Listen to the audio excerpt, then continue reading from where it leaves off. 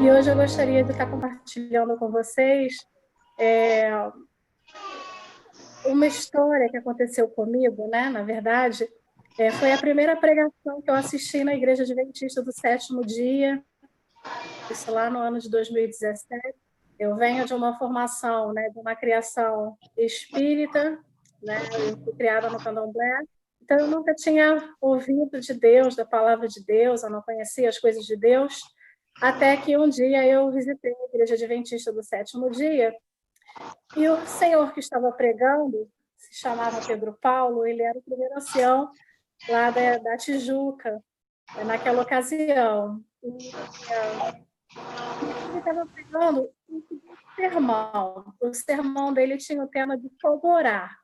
E como orar era dividido numa metodologia em 3 passos, né? E aí nós estaremos aqui conversando sobre quais são esses 3 passos da oração. Gostaria de começar com uma breve oração inicial, para que nós possamos abrir a palavra do nosso Deus e chamá-lo para esse estudo aqui. Oremos. Querido e bondoso Deus e Pai, aqui estamos, Senhor, diante de Ti, em primeiro lugar, para louvar e agradecer o Teu santo nome, gratos por todas as bênçãos, providência e livramento. Te pedimos humildemente a presença do Teu Santo Espírito, para que melhor possamos ouvir a Sua voz, enxergar a Tua luz e aprender as Tuas verdades através da Tua palavra. É o que te pedimos e que te agradecemos, em nome e por amor de Jesus Cristo. Amém. Bom, nós vamos começar fazendo uma leitura, na verdade, 3 leituras seguidas no livro de João. E aí, como nós estamos falando sobre como orar, eu já vou adiantar para vocês quais são os 3 tópicos, né? Os 3 passos de como orar. O primeiro de todos eles é orar em nome de Jesus. O segundo deles é segundo a vontade de Deus. E o terceiro é aprendendo a discernir o que é montanha e o que é figueira. Mas aí, conforme a gente for conversando aqui, vocês vão entender de que se trata. Vamos lá sobre o primeiro tópico, o primeiro passo, que é em nome de Jesus. Vamos abrir o livro de João, no capítulo 14. Essa vai ser a nossa primeira leitura da noite. Livro de João, no capítulo 14, nós vamos ler os versículos 13 e 14. E tudo quanto pedirdes, em meu nome isso farei, a fim de que o Pai seja glorificado no Filho. Se me pedirdes alguma coisa em meu nome, eu o farei. Mais na frente, um pouquinho, no capítulo 15, nós vamos ler o versículo 16, que diz assim: Não fostes vós que me escolhestes a mim, pelo contrário, eu vos escolhi a vós outros e vos designei para que vades e deis fruto, e o vosso fruto permaneça, a fim de que tudo quanto pedirdes ao Pai em meu nome, ele vos conceda. Bom, essas 2 primeiras passagens que nós lemos já falam explicitamente que nós devemos orar em nome de Jesus. Nessa segunda passagem aqui, nós temos uma ênfase, né, de que, na verdade, não fomos nós que escolhemos Deus, foi Deus que nos escolheu, né? Foi o próprio Jesus que nos escolheu primeiro. E ele nos escolheu com o desígnio, né, de que nós fôssemos pregar a verdade, né? Falar da sua palavra para as outras pessoas, ou seja, dar frutos. Então, vamos prosseguir mais à frente um pouquinho. No capítulo seguinte, o capítulo 16, nós vamos ler os versículos 23 e 24.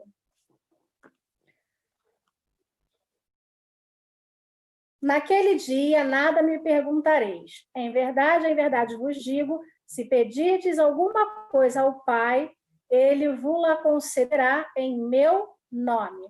Até agora nada tendes pedido em meu nome. Pedi e recebereis, para que a vossa alegria seja completa. Então, até aqui, nessas três leituras que nós fizemos no livro de João, a gente consegue fechar esse contexto do primeiro passo, né? Que nós devemos orar, em primeiro lugar, em nome de Jesus.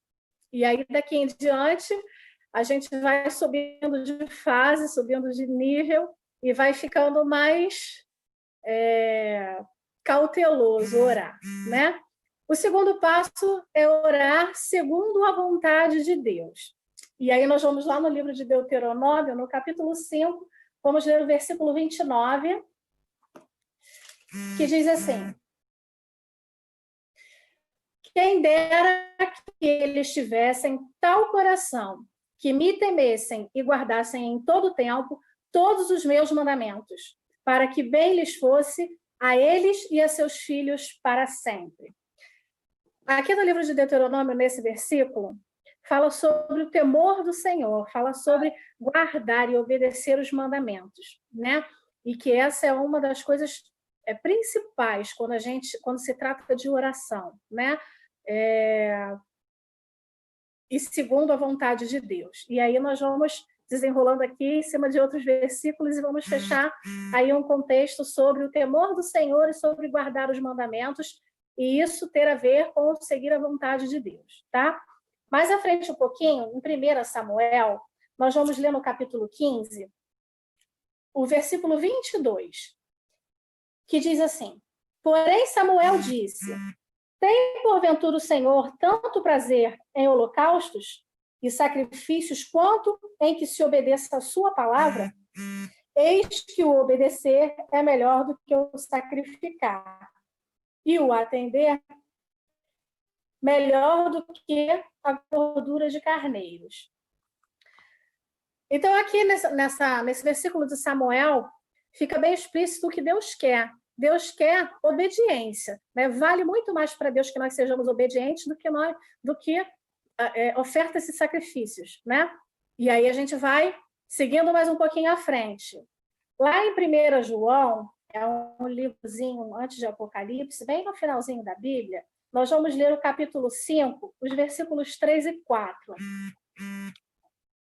que diz assim: porque todo o que é nascido de Deus vence o mundo, e esta é a vitória que vence o mundo, a nossa fé. Quem é o que vence o mundo, senão aquele que crê ser Jesus, o Filho de Deus? E aí, aqui nessa passagem, eu gostaria de ressaltar duas coisas que são importantes para a gente orar segundo a vontade de Deus. Primeiro, é que o amor de Deus ele se consiste numa expectativa de que nós guardemos os seus mandamentos, né? Deus criou toda uma lei, né? Os mandamentos em si, para que nós possamos caminhar por um caminho estreito, em cujo qual a gente não corre o risco de se perder, de perecer por conta do nosso pecado, né? E conforme a gente caminha ali de acordo com as leis de Deus, né? Seguindo a vontade de Deus, né? A gente consegue usufruir, né, desse cuidado, desse amor incondicional de Deus por nós. E aí fala também sobre a vitória que vence o mundo, dizendo aqui que é a nossa fé. Gostaria de lembrar que a Bíblia fala que a fé não vem de nós, que a fé é um dom de Deus, né? Deus que nos dá esse dom espiritual que é a fé, através do nosso relacionamento com Ele. Quanto mais nós buscamos a Deus, mais nós vamos adquirindo, né, em doses homeopáticas, eu costumo dizer, esse dom espiritual da fé, né, de conseguir ter fé nas coisas do nosso Senhor. E é justamente a fé que diz aqui nesse versículo que nos ajuda,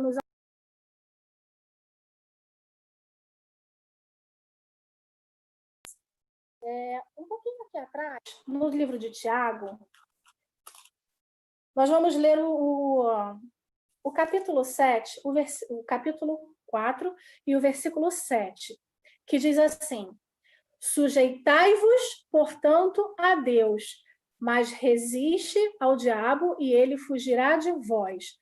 Sujeitai-vos significa se submeter. Então, sujeitai-vos a Deus se submeta a Deus, né? Se sujeite a Deus, se coloque segundo a vontade de Deus, aceite a vontade de Deus na sua vida. E resistindo a Satanás, porque quando a gente escolhe se submeter à vontade de Deus, a gente está automaticamente resistindo a Satanás. E quando a gente resiste a Satanás, ele não persiste, ele não perdura na tentação, ele foge, como diz aqui a palavra de Deus. Então, meus irmãos, se você não quer se colocar nas garras de Satanás, para não vir cair, né, em uma de suas tentações, de suas artimanhas, se agarra com Jesus, se sujeite a Deus, se submeta à vontade de Deus na sua vida, para que Satanás bata em retirada da tua vida, dos teus propósitos, dos teus caminhos, dos teus objetivos, ok? E aí eu gostaria de fazer uma leitura que é bem importante para que nós entendamos esse contexto aqui de orar segundo a vontade de Deus. Vamos abrir no livro de Hebreus.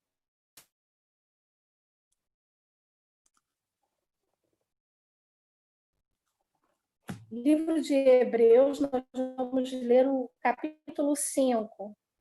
Vamos ler os versículos 7 e 8, que diz assim: Ele, Jesus, nos dias de sua carne, tendo oferecido com forte clamor e lágrimas, orações e súplicas a quem o podia livrar da morte, e tendo sido ouvido por causa da sua piedade, embora sendo filho, aprendeu a obediência pelas coisas que sofreu.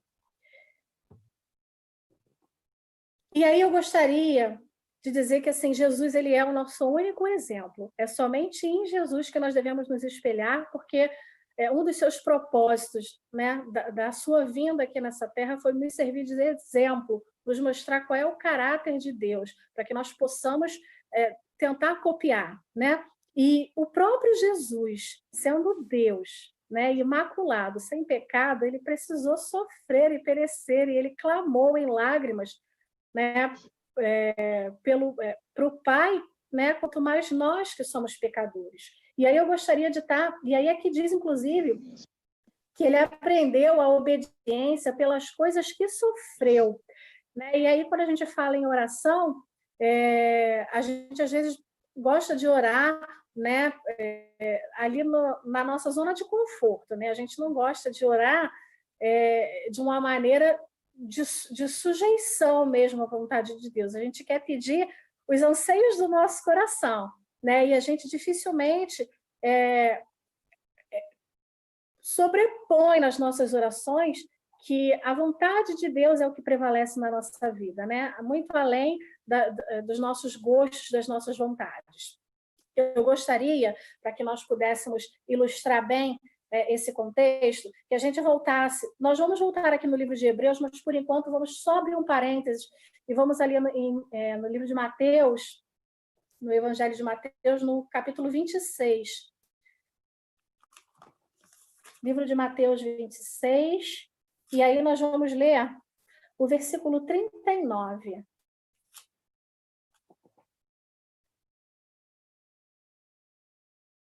Que diz assim, ó: Adiantando-se um pouco, prostou-se sobre o seu rosto, orando e dizendo: Meu Pai, se possível, passe de mim esse cálice.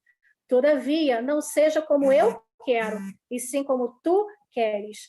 Então, assim, lá no Getsêmani, Jesus, quando foi capturado, né, e que ele estava para ser crucificado, enfim, passar por todo aquele sofrimento que nós já sabemos, que nós já conhecemos, houve um momento de angústia, né, em Jesus. E ele sentiu a necessidade de clamar ao Pai dele, né, por piedade, por misericórdia, mas ainda que ele estivesse assustado, com medo e ciente do que lhe aguardava, ele colocou a vontade de Deus sobreposta sobre a sua vontade, né? E inclusive essa atitude de Jesus, né, no seu momento de maior angústia, nos serve como exemplo ainda nos dias de hoje, né? E para toda uma eternidade. Que nós possamos, independente do nosso sofrimento, independente da nossa angústia, independente da nossa tribulação, que a gente até faça as nossas petições, as nossas súplicas a Deus, não há nenhuma advertência quanto a gente abrir o coração para Jesus, mas que a gente lembre sempre desse exemplo que Jesus deu, né, que prestes a ser crucificado, por mais que ele tenha orado ao Pai pedindo clemência, que ele disse que ele preferia que fosse feita a vontade de Deus Pai e não a dele. E aí nós vamos voltar agora lá no livro de Hebreus, só que agora no capítulo 12. Livro de Hebreus, no capítulo 12, nós vamos ler os versículos 9 e 10, que dizem assim: além disso, tínhamos os nossos pais, segundo a carne, que nos corrigiam e os respeitávamos. Não havemos de estar em muito maior submissão ao Pai espiritual e então viveremos? Pois eles nos corrigiam por pouco tempo, segundo melhor lhes parecia. Deus, porém, nos disciplina para aproveitamento, a fim de sermos participantes da sua santidade. Nós nascemos e crescemos, né, aprendendo, sendo ensinados a respeitar, a ter obediência pelo nosso pai, pela nossa mãe, e isso é muito adequado, muito assertivo, não há nenhum problema quanto a isso. O problema é quando a gente não reproduz esse aprendizado e essas atitudes quando se trata do plano espiritual, né? Quando a gente aprende a ter reverência, temor, respeito e obediência ao nosso Deus Pai, que é o primeiro que a gente deveria querer obedecer, né? Porque é através de Deus, né, que nós somos transformados, que nós somos santificados e que nós somos eternizados no final das contas, porque somos salvos, né, para viver numa eternidade. E toda essa obediência à palavra de Deus, aos seus caminhos, às suas leis, aos seus mandamentos, é justamente para nos manter santificados. Né? Santificado significa separar-se para Deus.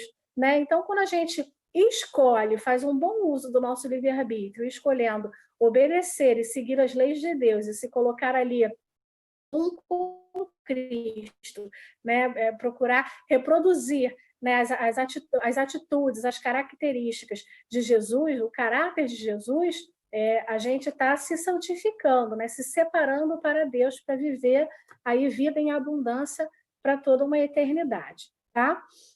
E aí agora nós finalmente vamos chegar no terceiro tópico, que talvez seja assim o mais complicado para entendermos, né? Nós já aprendemos que é em nome de Jesus que devemos orar, segundo a vontade de Deus, e agora nós precisamos aprender a discernir o que é montanha e o que é figueira. Mas, Tatiana, o que é montanha e o que é figueira? Então, nós vamos aqui tratar esse assunto de montanha como se fosse assim, numa ideia de mudança, de movimentação, de deslocamento, e aí a gente vai tentar aqui aos pouquinhos na palavra de Deus fechar esse contexto para que a gente possa fazer uma síntese. Quem aqui nunca ouviu o seguinte ditado popular: se a montanha não vai a Maomé, vai Maomé à montanha. Né? Isso, na verdade, é um provérbio, um ditado popular grego. E tem-se a história, né, de que assim, existiam árabes que estavam ouvindo um sermonete de Maomé, e eles estavam muito duvidosos da palavra de Maomé, e aí eles queriam assim, que Maomé desse alguma prova, né, que promovesse algum milagre para que eles acreditassem que Maomé estivesse falando de Deus, enfim. Né? E isso é claro que nós estamos falando num contexto islâmico, mas é ilustrativo aqui, né, a ideia que nós vamos fechar depois. E aí Maomé, então, atendendo ao pedido desses árabes, ele ordenou que o Monte Safa viesse até eles, né? O que, obviamente, não aconteceu. E aí, no final das contas, Maomé acabou agradecendo a Deus por sua infinita misericórdia, porque se Maomé tivesse clamado a Deus que o monte viesse e Deus tivesse, entre aspas, obedecido, né? A montanha teria esmagado eles, né? Na verdade. Então, eu gostaria de estar aqui enfatizando que às vezes a gente se coloca como esses árabes. Às vezes a gente chega até o nosso Senhor e a gente faz pedidos com a nossa pouca fé, né? Querendo provas, querendo milagres, né? Querendo testar a Deus, né? Através de milagres. Né? Infelizmente, todo um contexto de informatização globalizada e hollywoodiana, enfim, faz com que a gente entenda que milagres são superproduções, né? São eventos fantásticos, e, na verdade, os milagres do nosso Senhor eles são muito mais simples do que a gente espera, do que a gente acredita. Às vezes, o milagre ele está na imagem refletida do espelho que você se olha todos os dias. Às vezes, você é o milagre de Deus. Às vezes a sua família, às vezes o irmão que está sentado no banquinho lá na sua igreja, ao seu lado, ele é o milagre de Deus. E a gente, às vezes, deixa passar despercebido que o milagre de Deus vive, né, ao nosso redor, e às vezes a gente não percebe, querendo super sinais e prodígios, né? Inclusive, a palavra de Deus faz advertência, né, de que no final dos tempos haverão falsos cristos e falsos profetas que enganarão a muitos com sinais e prodígios, porque é isso que a gente, né, muitas das vezes acaba procurando, sinais e prodígios, quando as coisas de Deus são muito mais simples, muito mais humildes do que aquilo que a gente, às vezes, acaba equivocadamente interpretando da parte do nosso Deus. Eu gostaria de ler com vocês o livro de Eclesiastes, que é um livrozinho aí depois do livro de Provérbios, lá no Antigo Testamento. E nós vamos ler o capítulo 11, versículo 4, que diz assim: quem somente observa o vento nunca semeará, e o que olha para as nuvens nunca cegará. Gostaria também de continuar aqui. Vamos lá no livro de Mateus logo, para a gente fechar uma síntese. Livro de Mateus 17, capítulo 17, vamos ler o versículo 20. E aí, escute bem o que essa palavra de Deus diz para nós. Livro de Mateus 17, 20. E ele lhes respondeu: por causa da pequenez da vossa fé, pois em verdade vos digo que se tiverdes fé como um grão de mostarda, direis a este monte: passa daqui para acolá, e ele passará. Nada vos será impossível. E fazendo uma síntese entre o último versículo que nós lemos lá no livro de Eclesiastes, com esse, eu gostaria de dizer assim, às vezes a gente fica quieto no nosso canto, em preguiça, em procrastinação, aguardando que as bênçãos dos altos céus batam à nossa porta, né? A gente fica meio que apostatado, né? Simplesmente fazendo as nossas próprias escolhas, sem seguir a vontade de Deus, mas a gente aguarda ser abençoado, né? E há um grande equívoco aí, porque quando a gente tem fé, a gente crê, né, em todo o poder, porque o nosso Deus é onipotente, ele pode todas as coisas, né? Mas isso não quer dizer que ele vá fazer todas as coisas por nós, né? Ele não é um pai que mima os seus filhos, ele é um pai que ensina os seus filhos o caminho da verdade, que ensina os seus filhos a crescer. E aí, quando a gente fica, né, sentado e aguardando, às vezes, assim, alguém pode estar, de repente, desempregado e aí faz a seguinte exclamação, murmuração: poxa, eu estou há tanto tempo procurando um emprego, Deus não me dá um emprego. Mas, assim, Deus não vai bater na sua porta: olha, aqui, meu filho, o seu emprego está aqui. Se você não acordar cedo, se você não preparar um currículo, se você não for às empresas, se você não tratar com os seus contatos, se você não correr atrás, como é que você quer que o emprego apareça para ti? Né? Então, assim, nós devemos ter fé, sim, e a fé, como nós falamos anteriormente, ela é um dom de Deus, e isso é resultante de uma busca constante, diária, né, da presença de Deus na nossa vida, mas isso não quer dizer que a gente vai só sentar no quarto, que a gente vai fazer aquela nossa mesma oração com vãs repetições, e que no final das contas a gente vai ficar aguardando que as coisas aconteçam na nossa vida, que a gente vai aguardar que Deus faça todas as coisas para a nossa vida, né? Faça todas as coisas por nós, enquanto a gente fica sentado, procrastinando e aguardando as bênçãos, né? Nós somos autores das nossas atitudes, né? E aí nós precisamos fazer o uso, né, por essas atitudes em questão, né, para que Deus tenha, inclusive, meios de nos abençoar, correto? Eu gostaria de ler com vocês o livro de Romanos, que é depois aí de Atos dos Apóstolos, e nós vamos ler Romanos 12, o versículo 1 e o 2, que diz assim: a nova vida.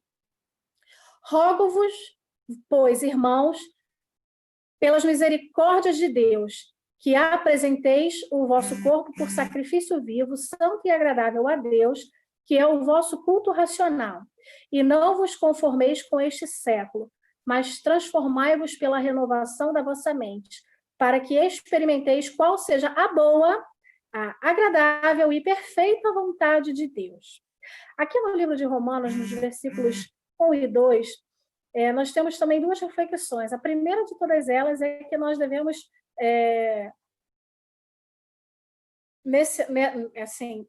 nessa sistemática de montanha, né? Montanha é tudo aquilo que deve ser mudado na nossa vida, né? E aí, quando a gente decide, quando a gente toma a decisão, né, de ser um cristão, de aceitar a Jesus Cristo na nossa vida, a gente precisa realmente viver uma vida nova, né? Deixar morrer o velho homem, né, a velha mulher, para que nós nos tornemos novas criaturas em Cristo, né? Nós precisamos nos permitir ser transformados por Deus. E isso é que é saber discernir o que é montanha e o que é figueira. A figueira nós vamos ver mais à frente um pouquinho, mas o que é montanha? Montanha, saber discernir o que é montanha, é a gente saber discernir o que na nossa vida precisa mudar. Né? A partir de hoje, o momento é sempre agora, é sempre o presente. Nesse momento, se você fizer uma reflexão da sua vida, o que você entende que precisa ser mudado? Né? Nós estamos em meio a uma pandemia e eu creio que tudo isso tem um propósito de Deus. Né? Eu creio que nós devemos usar a circunstância atual da pandemia para que nós mudamos, para que a gente mude alguma coisa na nossa vida, né? Seja de atitude, enfim, né? E que a gente possa, de fato, viver uma nova vida em Cristo e se permitir ser transformado, né? E aqui também, nesse versículo 2 do capítulo 12 de Romano, deixa bem explícito sobre boa, perfeita e agradável vontade de Deus. Então, quando a gente, lá no segundo tópico, estudou sobre orar segundo a vontade de Deus, é porque a vontade de Deus é boa, perfeita e agradável. E isso é excelente, né, para a nossa vida. É o que nós temos de melhor, nos é dado de graça, pela graça do nosso Deus. Eu gostaria de fazer uma leitura, e essa aqui em particular é para quem de fato já é cristão. Nós vamos ler o livro de Mateus rapidinho no capítulo 5. Capítulo 5, versículo 13, no livro de Mateus. Esse é um versículo bem conhecido entre os cristãos e tem o título Os Discípulos do Sal da Terra. E aí eu gostaria de que quem for cristão, principalmente os adventistas que estão assistindo, prestem bastante atenção nesse versículo. Vós sois o sal da terra. Ora, se o sal vier a ser insípido, como lhe restaurar o sabor? Para nada mais presta, senão para lançado fora, ser pisado pelos homens. Então, todo mundo que escolhe a Jesus Cristo, quem aceita Jesus Cristo como seu único Senhor e Salvador, essa pessoa automaticamente se torna um discípulo de Deus, né? E aqui a palavra de Deus diz que nós, cristãos, somos o sal da terra, somos nós que temperamos o mundo pregando a palavra de Deus. Então, se a gente não se dispõe a falar de Deus, seja em casa, para os nossos familiares, para os nossos vizinhos, né, para os nossos amigos, na condução, no trem, no ônibus, enfim, no nosso trabalho, se não somos nós que pregamos a palavra de Deus, nós perdemos o sabor. E aqui a palavra de Deus está falando que o sal, quando perde o seu sabor, ele não serve para mais nada, a não ser lançado fora. E aí eu te faço uma pergunta. Quer você, meu irmão e minha irmã, você que é cristão, que já se decidiu, que já escolheu Jesus Cristo como seu único Senhor e Salvador, você que sabe que é sal da terra, quer você perder o seu sabor, ser lançado fora e perder a vida eterna? E aí eu te chamo para você fazer uma reflexão da sua própria vida, né? De como é que está o seu relacionamento com o Pai, se existe alguma coisa na sua vida que está precisando ser mudado, sejam hábitos, sejam costumes, sejam pecados que precisam ser abolidos. E agora nós vamos conversar, então, sobre a questão da figueira. E aí a figueira nós vamos abordar de uma maneira como alguma coisa na nossa vida que precisa terminar, que precisa secar, tá? E aí nós vamos lá naquela parábola de Jesus Cristo, a parábola da figueira, e isso está no livro de Mateus, no capítulo 21. Esse também é uma passagem da Bíblia bem conhecida. 21, nós vamos ler 18 a 22, que tem o título justamente de A Figueira Sem Fruto. Diz assim: cedo de manhã, a voltar para a cidade, teve fome, e vendo uma figueira à beira do caminho, aproximou-se dela. E não tendo achado senão folhas, disse-lhe: nunca mais nasça fruto de ti. E a figueira secou imediatamente. Vendo isto, os discípulos admiraram-se e exclamaram: como secou depressa a figueira? Jesus, porém, lhe respondeu: em verdade vos digo que se tiverdes fé e não duvidardes, não somente fareis o que foi feito à figueira, mas até mesmo se a este monte disserdes: ergue-te e lança-te no mar, tal sucederá. E tudo quanto pedirdes em oração, crendo, recebereis. E aí, dessa parábola, o que eu gostaria de passar, aquele marca-texto, é de que o próprio Jesus disse que a figueira que não dá frutos, ela deve secar, né? E aí eu gostaria de perguntar, né, a vocês: a vida cristã de vocês está dando fruto, meu irmão? Há quanto tempo você não prega a palavra de Deus? Há quanto tempo você não dá um estudo bíblico? Há quanto tempo você não se voluntaria para poder trabalhar na obra do Senhor?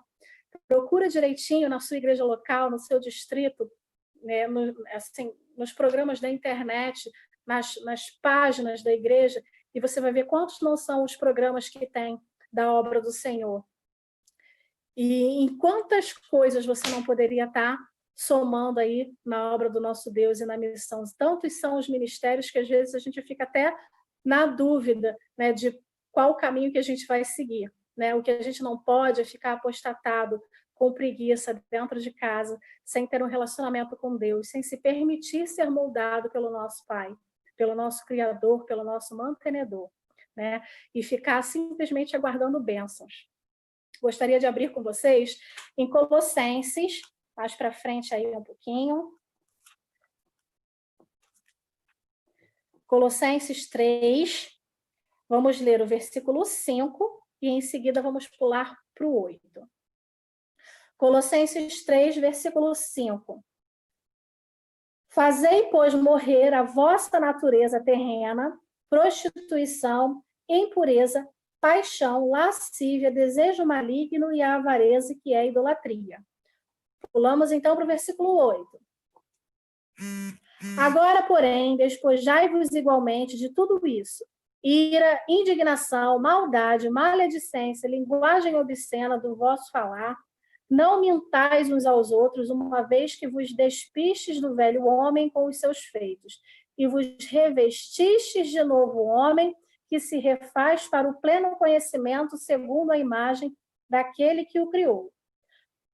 Então, assim, aqui nessa passagem do livro de Colossenses está falando justamente o que na sua vida precisa secar, né? O que na sua vida você deve comparar a essa figueira que não dá frutos, né? Se há na sua vida prostituição, se há na sua vida impureza, paixões, lascívia, desejos malignos e avareza, essas são as coisas que precisam ser a figueira da tua vida, a figueira que não tem fruto, né? Essas são as coisas que precisam cessar na sua vida, né? As coisas que te afastam do teu relacionamento com Deus, as coisas que não permitem que você seja um com Deus, né? E que você trabalhe na obra de Deus e que você dê frutos do trabalho cristão. Eu gostaria de ler um pouquinho mais à frente, bem aí onde nós estamos, vamos começar a ler a partir do versículo 22, do versículo 12, e vamos até o 17. Presta bem atenção nesse conselho, né? nessa bênção que o Senhor nos dá. As virtudes devem ser cultivadas. Revesti-vos, pois, como eleitos de Deus, santos e amados, de ternos afetos, de misericórdia, de bondade, de humildade, de mansidão, de longanimidade. Suportai-vos uns aos outros e perdoai-vos mutuamente. Caso alguém tenha motivo de queixa contra outrem, assim como o Senhor vos perdoou, assim também perdoai vós. Acima de tudo isto, porém, esteja o amor, que é o vínculo da perfeição. Seja a paz de Cristo o árbitro em vosso coração, a qual também fostes chamados em um só corpo, e sede agradecidos. Habite ricamente em vós a palavra de Cristo. Instruí-vos e aconselhai-vos mutuamente em toda a sabedoria. Há quanto tempo, né, por conta dessa pandemia, nós não estudamos nos pequenos grupos, né? Nós não conseguimos até o próprio dar um estudo bíblico, fazer um estudo bíblico com alguém presencialmente, né? E a gente está junto ali, aprendendo mais sobre a palavra do nosso Deus.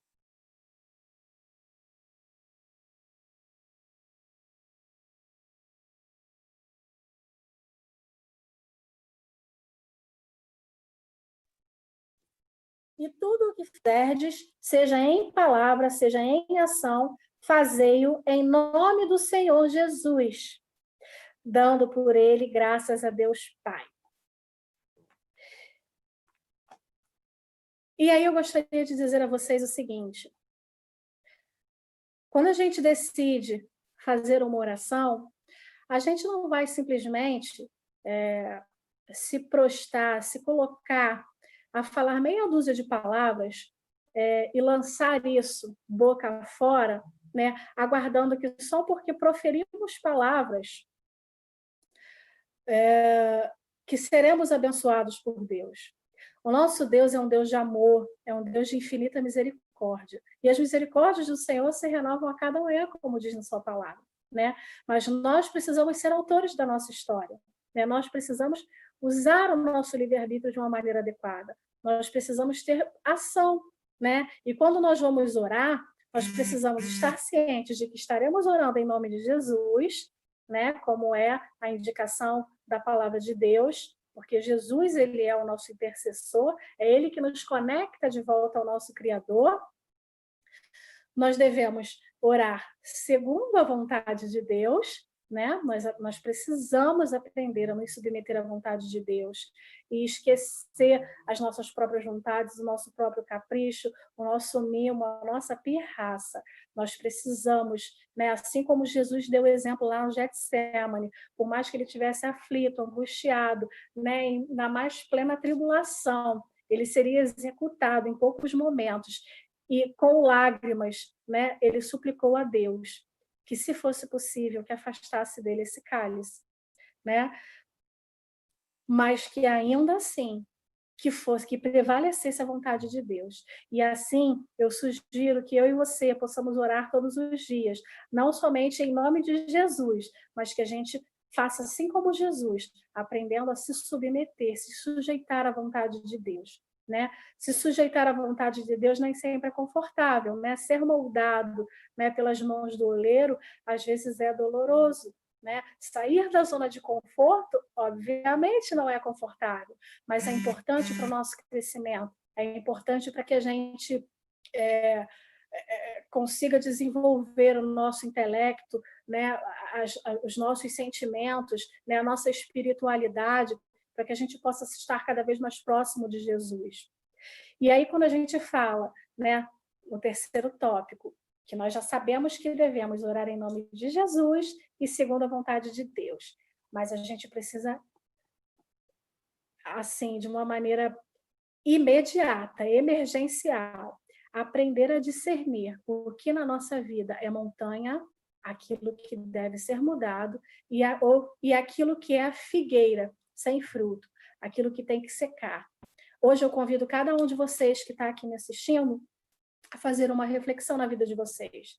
Se as orações que vocês têm feito a Deus têm seguido esse cronograma, essa metodologia, né? Se vocês estão orando a Deus, se sujeitando à sua vontade, querendo ser moldado pela mão do oleiro. Né? Se vocês estão orando a Deus conscientes e cientes, né, de que tem coisas na vida de vocês que precisam ser mudadas, assim como tem coisas na vida de vocês que precisam cessar, que vocês precisam deixar de praticar, de fazer, de ter relações, enfim, programas que se assistem na televisão, a quantidade de tempo que ficam aí conectados na internet, nas redes sociais, te afastando da leitura da palavra de Deus, eu não sei.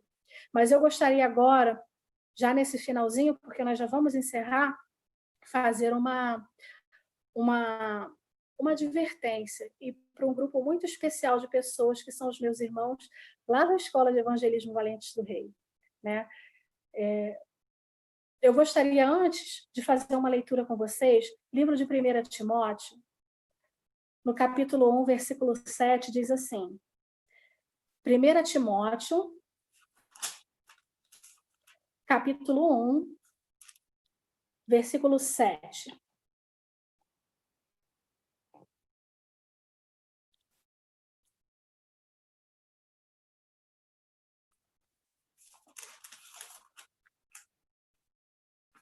Na verdade, é 2 Timóteo. Eu esqueci de botar o outro pauzinho aqui. 2 Timóteo, capítulo 1, versículo 7, diz assim, porque Deus não nos tem dado espírito de covardia, mas de poder, de amor e de moderação. Eu vou, inclusive, repetir essa leitura. Porque Deus não nos tem dado.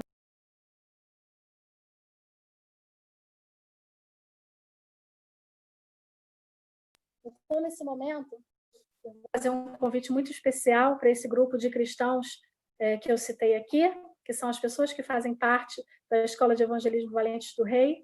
Nós sempre temos aí planejamentos, cronogramas e agendas, seja da gravação do Reavivados por Sua Palavra, seja as caravanas, sejam as quintas do poder, né? E o que mais aparecer aí de proposta de Deus, que jamais vocês se acovardem, porque aqui nós acabamos de ler que Deus não nos dá espírito de covardia, muito pelo contrário, Ele nos dá espírito de poder, de amor e de moderação. Né? E é com esse espírito que Deus nos dá, de poder, de amor e de moderação, que vem uma pessoa como eu, por exemplo, aqui hoje, nessa noite, estar pregando na Quinta do Poder online. Né? Não há nada de bom em mim, porque tudo que há de bom em mim vem de Deus. Né? Deus é que nos capacita. Eu gostaria de estar aqui dizendo isso para vocês. Né? E eu gostaria humildemente, que quando eu terminar essa transmissão e de hoje em diante, que todas as vezes que for publicado, né, lá no nosso grupinho, né, sobre o planejamento, sobre o cronograma, que cada um de vocês sejam os primeiros a colocar o nome de vocês na lista, né, porque aquele que se levanta, né, para pregar a palavra de Deus será exaltado por Deus, né? Que nós sejamos como Isaías, que respondeu ao chamado de Deus assim: eis-me aqui, Senhor, envia-me a mim, né? Que a gente não venha com mas eu trabalho, mas eu chego tarde, mas eu estou cansada, mas a minha unha está encravada, eu estou com dor de dente, né? Na última caravana que nós tivemos, o nosso evangelista Fabiano, né, que é um dos nossos coordenadores, ele pregou com o dente inflamado, ele tinha arrancado um siso, né? E nem por isso ele deixou de fazer a pregação lindíssima dele, falando sobre a igreja verdadeira. Né? Então, que nós possamos estar ali em comunhão, que a gente se ajuda, que a gente se ensina, né? Nós lemos aí numa dessas passagens, que a gente estude, que a gente multiplique esse conhecimento uns com os outros e que nós possamos, né, sempre ser um com Cristo. Que a gente ore em nome de Jesus, se submetendo à vontade de Deus e aprendendo a discernir o que é montanha e o que é figueira. O que na sua vida hoje precisa mudar? Ou o que na sua vida hoje precisa secar, meu irmão? Nós vamos agora escutar aí mais um hino e em seguida nós vamos fazer uma oração para encerrar, amém?